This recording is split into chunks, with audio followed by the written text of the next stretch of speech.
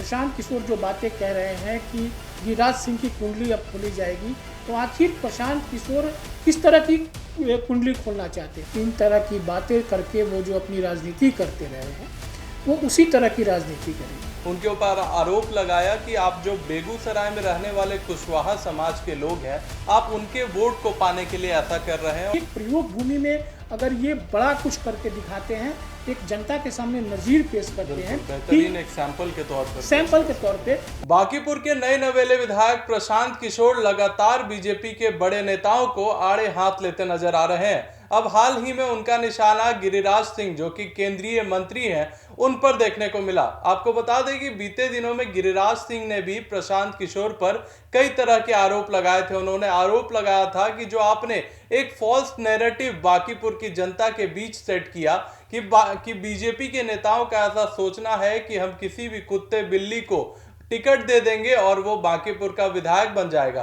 तो इस पूरे बात का आप प्रमाण दिखाइए, जो आपने नैरेटिव सेट किया और उसके बदौलत आप जीते। तो आप ये बताइए कि किस भाजपा नेता ने ऐसा बयान दिया था।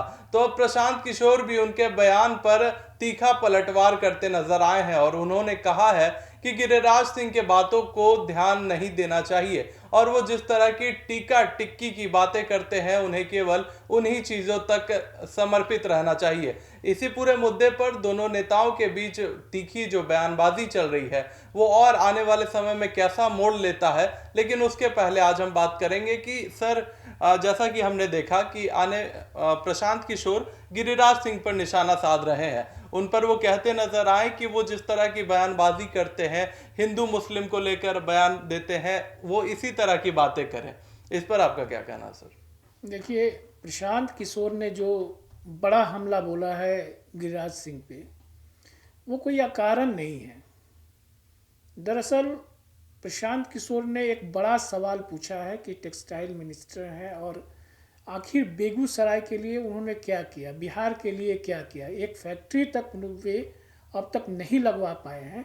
जो वो करते रहे हैं, हिंदू मुस्लिम, झटका मीट, हलाल मीट, इन तरह की बातें करके वो जो अपनी राजनीति करते रहे हैं, वो उसी तरह की राजनीति करें। प्रशांत किशोर ने इशारों में एक बड़ी बात कह दी। उनके जो स्वजातीय नीट छात्रा मामला हो या फिर जो पटना के होटल से एक लड़की को खींच लेने का जो मामला था जी, उस पे भी, हाँ, बेगूसराय की ही थी, और उस पे भी उन्होंने बड़ा सवाल उठाया। कहा कि गिरिराज सिंह आखिर इन मुद्दों पे चुप क्यों है, गिरिराज सिंह इन मुद्दों पे क्यों नहीं बोल रहे हैं, जो ज्वलंत मामले हैं उस पे गिरिराज सिंह चुप्पी साध लेते हैं। और हमेशा जो है, जो एक उनका जो एक ये शुरू से चलता रहा है, हिंदू मुस्लिम पाकिस्तान भेज देंगे, ये झटका मीट है, ये हलाल मीट है, हमारे पूर्वजों ने गलती की, इस तरह की बात। बिल्कुल बिल्कुल। तो इस तरह की जो राजनीति करके वो लगातार जो जीतते आ रहे हैं, तो इस पे जो है प्रशांत किशोर ने तीखा पलटवार किया है और उनसे सीधा सवाल किया है कि आखिर विकास कार्यों के लिए आप क्यों नहीं आगे आते, इस तरह की बयानबाजी करके अपनी राजनीति क्यों चमका रहे हैं। जो ज्वलंत मुद्दे थे, जब नीट छात्रा के परिजन जब सड़कों पे थे, न्याय की गुहार लगा रहे थे, तो आप चुप्पी क्यों साधे हुए थे। जो बेगूसराय की जो छात्रा यहाँ एग्जाम देने आई थी, उसके साथ जो घटना हुई, उस पे आपने क्यों नहीं कुछ बोला। तो इन तमाम मुद्दों को लेकर प्रशांत किशोर जो है वो पूरी तरह से हमलावर हैं और गिरिराज सिंह को अभी उनका जवाब का इंतजार है। गिरिराज सिंह ने कहा है, जो नैरेटिव वाली बात आपने कही कि प्रशांत किशोर ने इस तरह की एक नैरेटिव सेट की और यहाँ से चुनाव जीते हैं।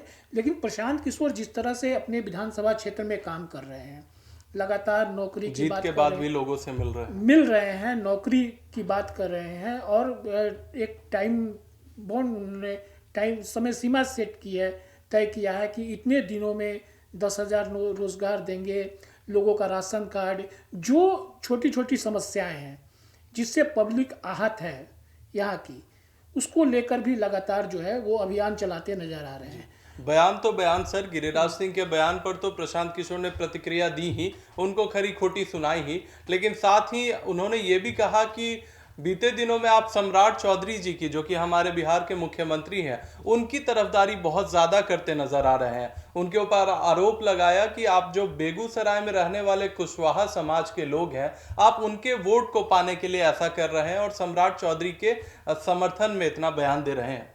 देखिए, बेगूसराय जो इलाका है वो कभी लेफ्ट का गढ़ हुआ करता था, लेनिनग्राद कहा जाता था। काफ़ी समय तक वहाँ जो है लेफ्ट का कब्जा रहा, लेफ्ट के विधायक भी हुए वहाँ से। लेकिन जब से गिरिराज सिंह वहाँ से चुनाव जीते, उन्होंने एक नई परिपाटी शुरू की। नई परिपाटी मतलब कि लोगों को जो भाजपा का जो एक मोटो है, एक नारा है कि हिंदू मुस्लिम करना और लोगों को उसके आधार पे विभाजित करके वोट लेना, तो कहीं ना कहीं जो उनके स्वजातीय लोग हैं, जो भूमियार समाज के लोग हैं, तो उनके साथ साथ अब जो है गिरिराज सिंह जो है वो कुशवाहा वोट की अगर बात करें तो एनडीए के साथ कुशवाहा वोट है, इसमें कहीं से इनकार नहीं किया जा सकता। लेकिन जो प्रशांत किशोर जो कह रहे हैं कि कुशवाहा वोट के लिए वो एक तरफा सम्राट चौधरी की ओर खड़े हैं, उनके तरफ कोई नहीं है, तो इस बात में उतना दम नहीं है कि सिर्फ गिरिराज सिंह सम्राट चौधरी के तरफ खड़े हैं। और अगर सम्राट ये अगर कह रहे हैं प्रशांत किशोर कि जिस तरह से हमने अन्य बीजेपी नेताओं की कुंडली खोली है, आपकी भी कुंडली खोल लेंगे, तो प्रशांत किशोर को जल्द से जल्द ये निर्णय लेना चाहिए। प्रशांत किशोर को ये काम करना चाहिए। आखिर जो काम उन्होंने नहीं किया है। कौन सी कुंडली खोलने की बात कर रहे हैं सर प्रशांत किशोर? देखिए, प्रशांत किशोर जो राजनीति करते हैं उसमें वो कोई भी बात जो है वो हवाई बात नहीं करते हैं। इस बात से कोई इनकार नहीं कर सकता कि प्रशांत किशोर कहीं हवाई बात करते हैं। प्रशांत किशोर पूरा जब भी किसी के खिलाफ कोई आरोप लगाते हैं, चाहे वो मंत्री हो या कोई भी हो, तो उनके खिलाफ उनके पास पूरा सबूत होता है, पूरा बायोडाटा होता है, पूरा तारीख, समय, दिन, मुकदमा संख्या सब कुछ होता है। मतलब जो पूरा डिटेल चाहिए वो सारा डिटेल के साथ है।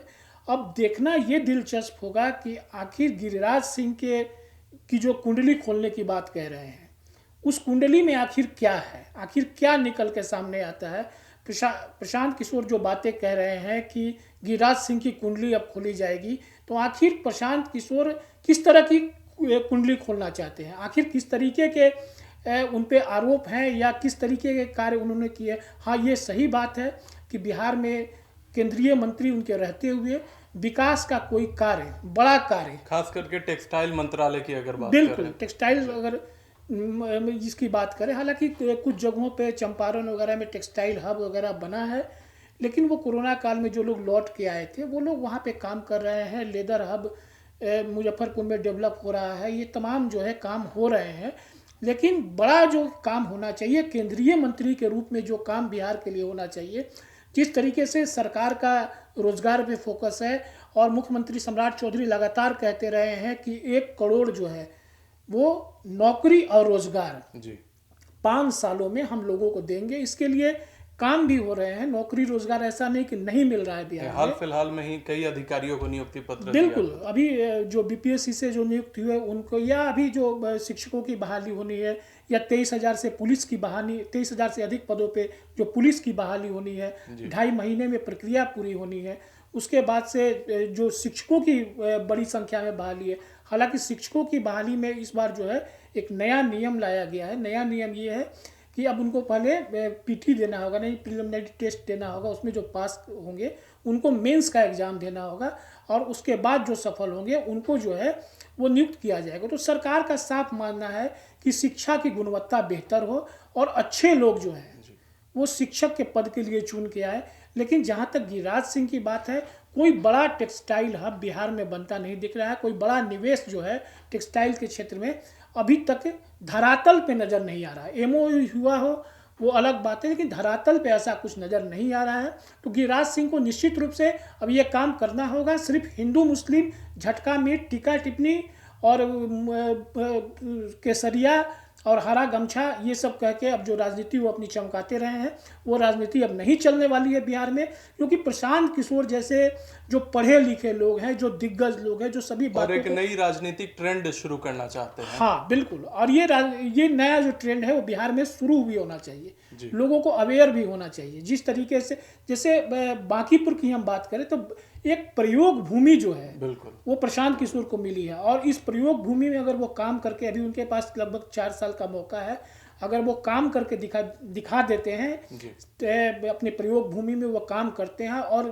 इसको एक जनता के सामने एक नज़ीर पेश करते हैं कि इस तरीके से हमारी पार्टी जो है, जब हमारे विधायक जीतते हैं तो अन्य जिलों में भी इस तरीके का काम होगा, तो ये एक बड़ा काम होगा। और निश्चित रूप से अगर ये प्रयोग भूमि में प्रशांत किशोर कुछ बड़ा करके दिखाते हैं, जैसे अभी उन्होंने 10,000 नौकरी की बात की और उसके लिए एक समय सीमा तय किया कि इतने समय, यानी कि जो उन्होंने टाइम फ्रेम में जो काम उन्होंने करने का एक जो प्लान बनाया है, हर वार्ड में घूमना, हर वार्ड की समस्या से लोगों अवगत होना, वहाँ से लोगों का निदान कराना, तो एक प्रयोग भूमि में अगर ये बड़ा कुछ करके दिखाते हैं, एक जनता के सामने नज़ीर पेश करते हैं, बेहतरीन एक सैंपल के तौर पे अगर इस विधानसभा को पेश करते हैं कि यहाँ हमने ये काम किया, और आगे भी अगर हमारे विधायक जिन जिन जिलों से जीतेंगे वो इसी तरीके से काम करेंगे। नहीं तो प्रशांत किशोर ने कहा भी है कि उनको हम वापस बुला लेंगे, तो अगर ये करते हैं तो प्रशांत किशोर निश्चित रूप से एक बड़ा विकल्प जो है बिहार में बन सकता है जनसुराज। बिल्कुल। चर्चा को समाप्त करने के पहले सर एक आखिरी सवाल पूछना चाहूँगा। प्रशांत किशोर ने भी अपने बयान के अंत में कहा कि जिस तरह से नीतीश कुमार जी के उम्र को देखते हुए उन्होंने रिटायरमेंट ले लिया, वैसे ही अगला नंबर अब गिरिराज सिंह का होना चाहिए। इस पर क्या कहेंगे सर? बड़ी बात है, बड़ा बयान है, अभी केंद्रीय मंत्री रहे हैं, लगातार जीतते आए हैं, फिर भी उनके ऊपर ऐसा बयान किया गया सर। देखिए, ये जो काम करने वाले लोग हैं, अगर गिरिराज सिंह भी काम करते हैं, इस उम्र में भी काम करते हैं, काम करके दिखाते हैं, तो वो राजनीति में रहें, इससे किसी को कोई आपत्ति नहीं है।